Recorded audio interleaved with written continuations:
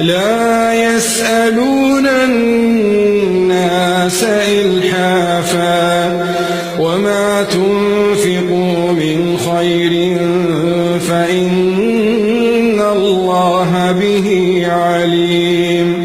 الذين ينفقون أموالهم بالليل والنهار سرا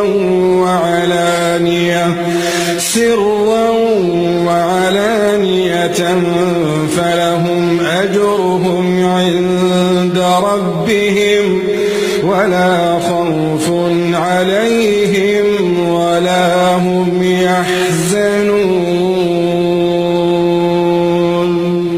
الذين يأكلون الربا لا يقومون إلا كما يقوم الذي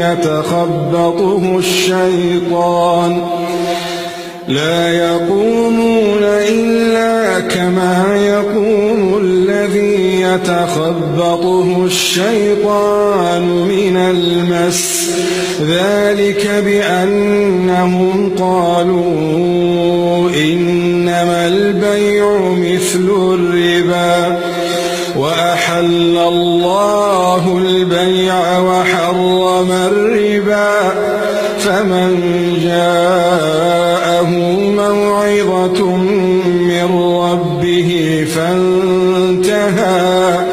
فانتهى فله ما سلف وأمره إلى الله، ومن عاد فأولئك أصحاب النار هم فيها خالدون. يمحق الله الربا ويربي الصدقات والله لا يحب كل كفار أثيم. اللهم يا رب من نشر هذا المقطع اجعل له من كل هم فرجا ومن كل ضيق مخرجا، وارزقه من حيث لا يحتسب، واجعله شريكا لنا في الأجر يا رب.